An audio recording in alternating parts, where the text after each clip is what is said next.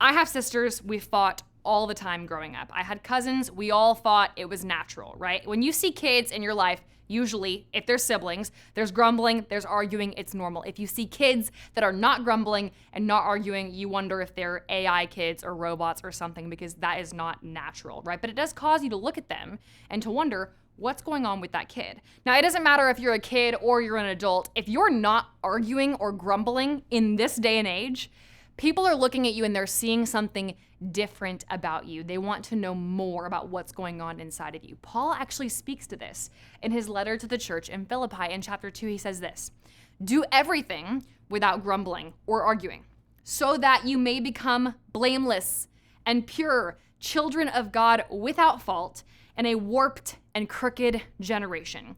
Then you will shine among them like stars in the sky." The way to stand out in a world that is warped and crooked is to shine like light in the darkness. But the question is, how do you do that? Because if we're being totally honest right here for just a second, it's actually really easy to get swept up in the ways of the world.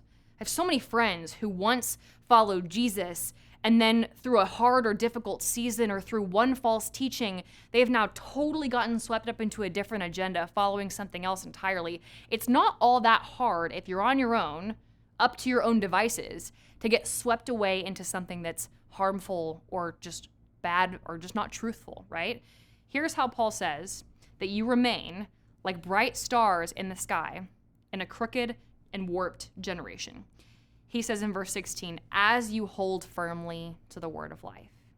The word of life, the message of hope, the salvation we've received through Jesus Christ that is for us. It's our relationship with God, that God's given us access to himself through Jesus. If we hold firm to the word of life, then we will shine like bright stars in a crooked generation versus being swept away. So how do we hold firm?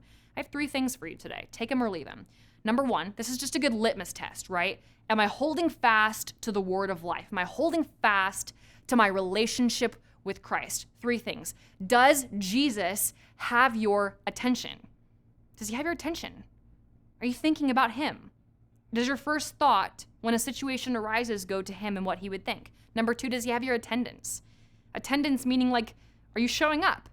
Are you in your Bible? Are you spending time in prayer? Is this a daily exercise for you? Is this something that you are showing up for in your relationship with God? And lastly, does he have your affection? Does your heart actually yearn for the things of God?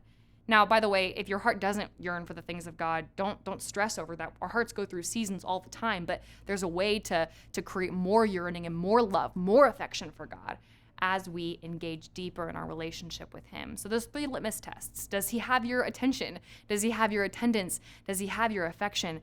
If we're going to shine like bright lights in a dark world, we have to hold fast to the word of life given to us in Jesus. So I encourage you to start on that journey today.